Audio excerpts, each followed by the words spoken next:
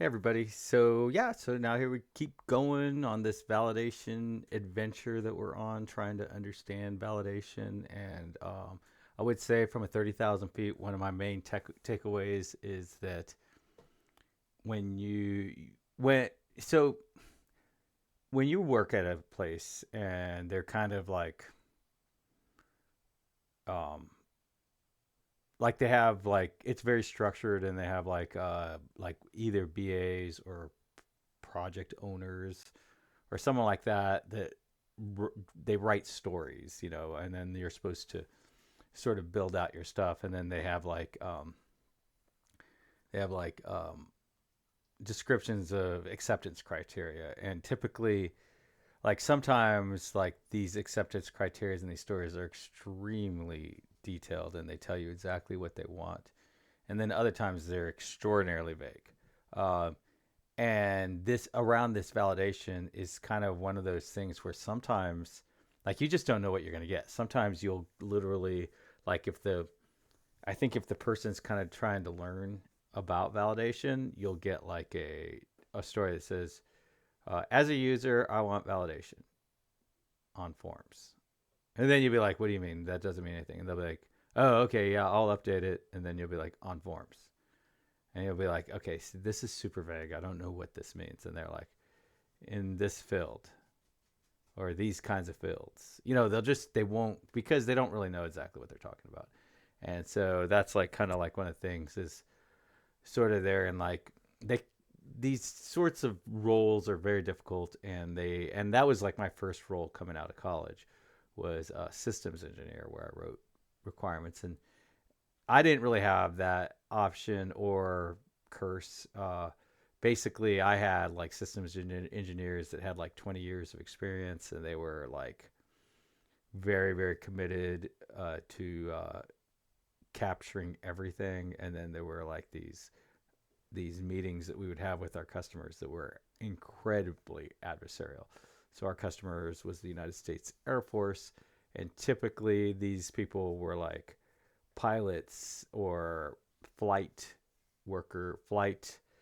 people on the flight staff. I don't remember exactly what they're called, but they're these people, like, they might be a gunner, or they might be a signal operator, or there's all kinds of roles. There was like 8 roles on there.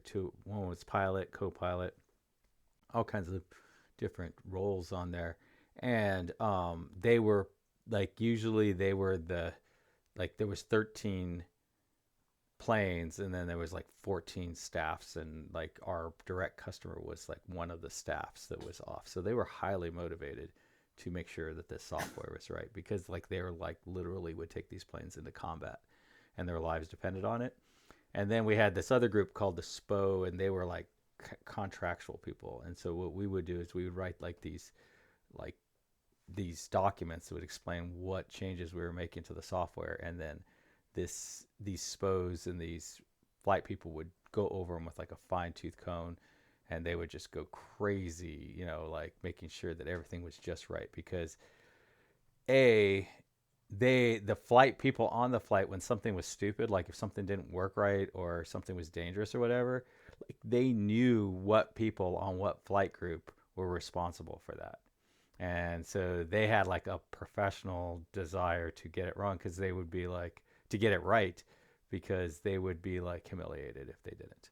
So anyways, when we get today, in modern day, in regular web applications, you typically don't get requirements like that. What you get is like very vague requirements that somehow, once the sort of BA or whoever kind of move, they kind of are run in 2 modes. They're in fake it mode or make it mode. And when they're in fake it mode, they're writing really vague, like, I don't know what, blah, blah, blah, something real vague. I like validation, blah, blah, blah. As a user, I like validation, whatever, some kind of crazy thing like that. And then next thing you know, you get like these insane, like over like these massive requirements that, like, or user stories that, like, literally no one's ever going to even read them. So you just like build whatever you feel like building, and then let QA figure out if you built it right or not. Because Honestly, like literally no one will ever even read it because they've got all kinds of copy and paste and weird stuff in there that doesn't even make any sense. And you'll spend way more time just trying to get their story right than you would trying to get it right. So that's sort of the reality that we live in. And so with validations, I had never really done a deep dive. And from 30,000 feet, what's become very obvious to me is that validation is actually two concepts that are merged into one.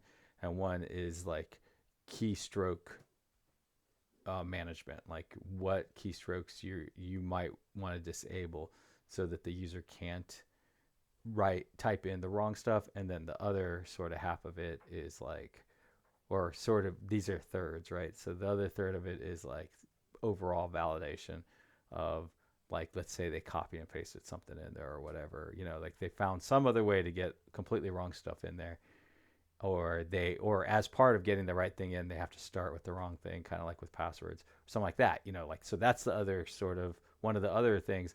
And then there's the whole, like, how do you inform the user that something is awry?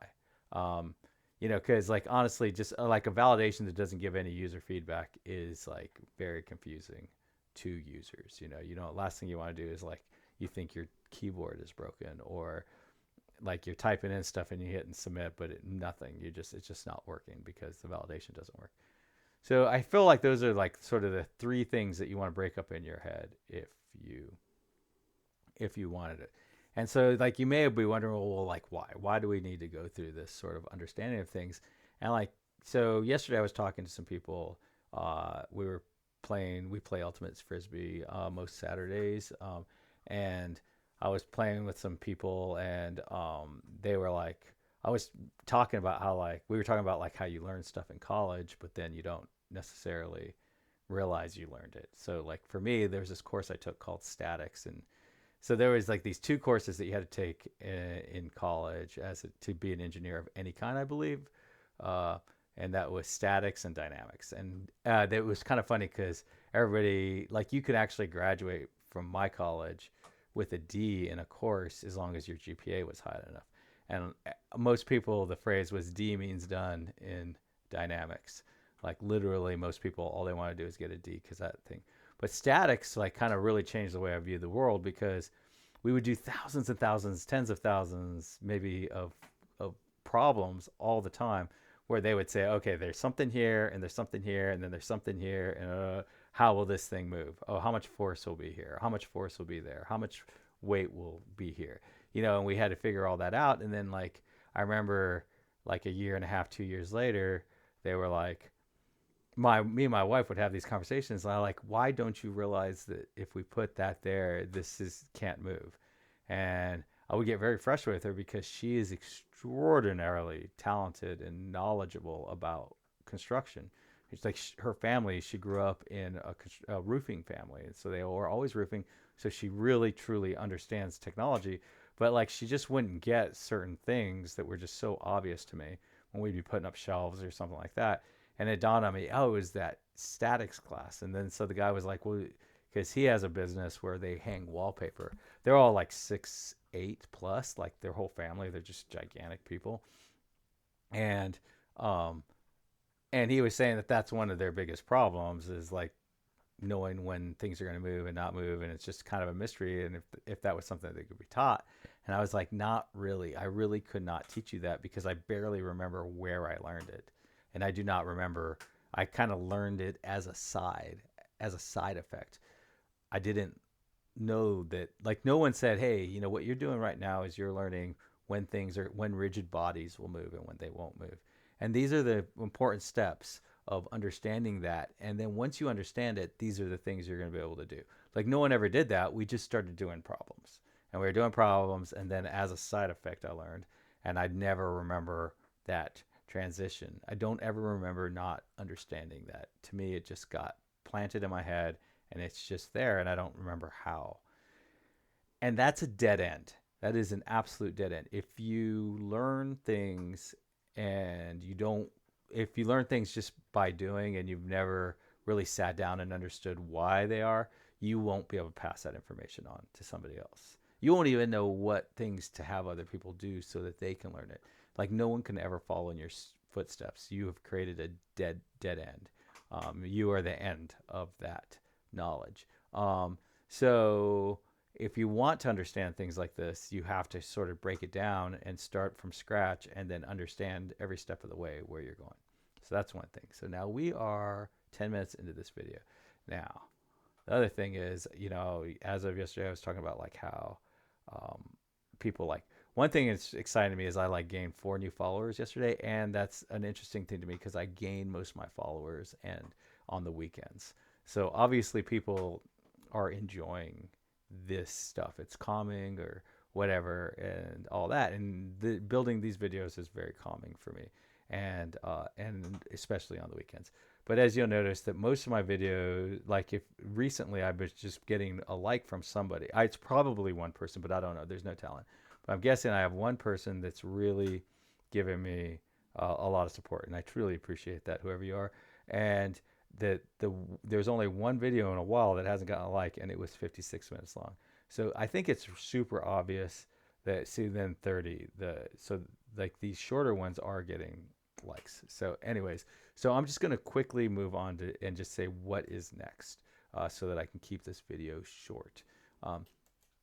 So if you remember, if we go over to the scene and you turn this thing into a exponential and you put in a here, you get this invalid point. So that works. So technically it all works, but the problem is that it doesn't. It looks like garbage.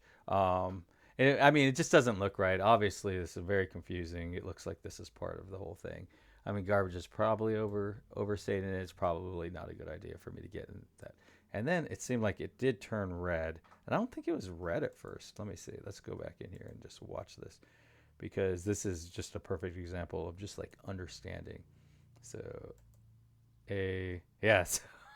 So right now it's just this, and then like, I don't know, this thing showed up, but for some reason, whatever turns it red doesn't understand until you click off. And that is typically a zone issue or a context issue. Whatever is listening for that is not within the context of whatever this change is. And then once you click out of it, it is brought into the context, or whatever it is. The change was part of some other thing's context. And that is really part of Zone.js. I really should get more into Zone.js, but I haven't. So anyways, now let's go to ChatGPT. I asked it a question. I said, in Angular material forms, validation errors can be displayed using Angular's built-in validators. No. In Angular material forms, how do you show validation errors? I kind of, like, it bothers me a little bit because you can really get away with really weakly created questions that a regular human being might have a very difficult time understanding what you're doing, but for some reason ChatGPT can figure out from your sloppy question what you're aiming at. So like if I was in a room full of developers or whatever, and I had to ask this question of somebody, this is not going to work. In Angular material forms, how do you show validation errors? You have to say, you have to provide a lot more details, but then it's kind of a waste of time to do it in ChatGPT. But anyways, so I don't know, but you don't want to waste too much time.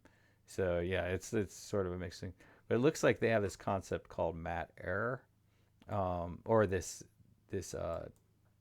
component called mat error, and you can use that. So let's just go ahead, since I was just gonna end this video, but let's just see if I can use mat error, or if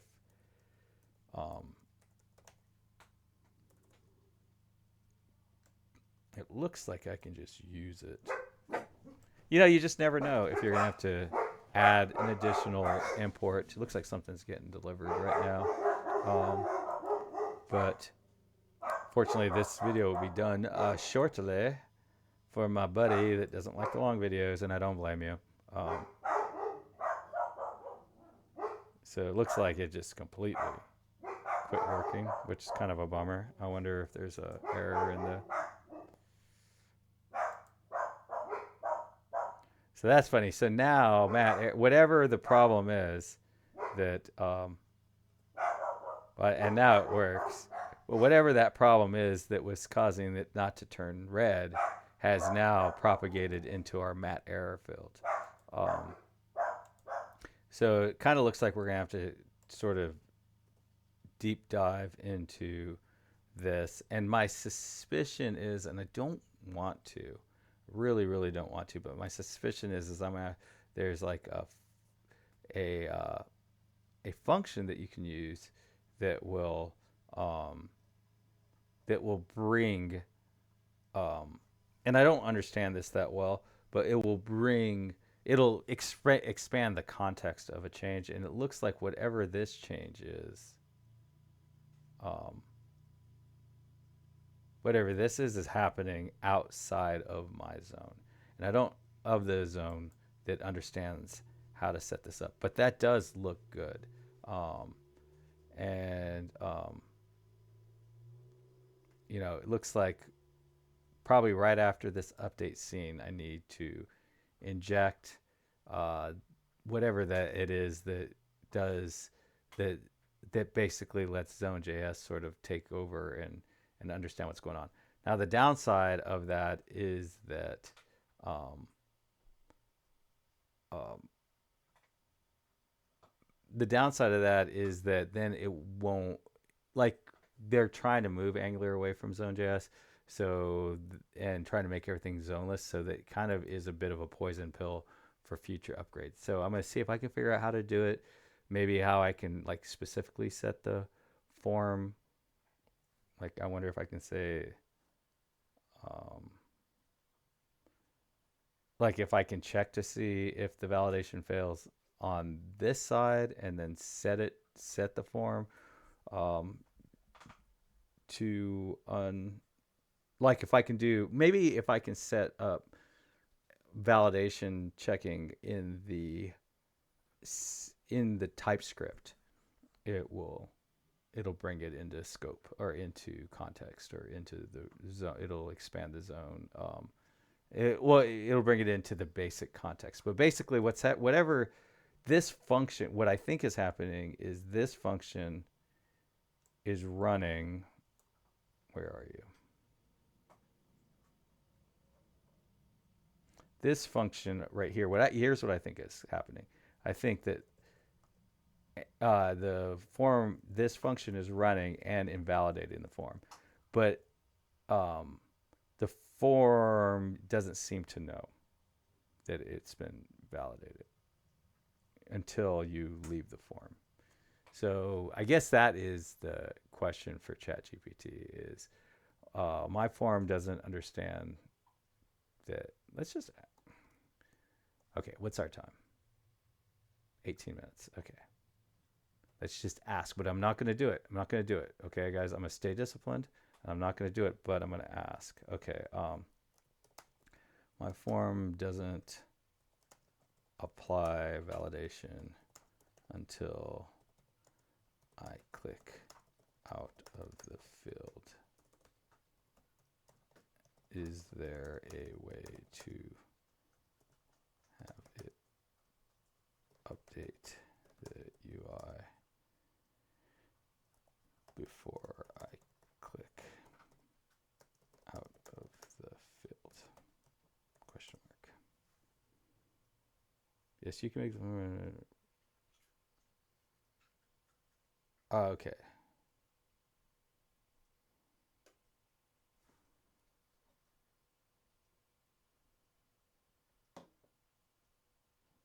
Okay, so it looks like update on change. Oh, man, I hope that works. That would be really cool.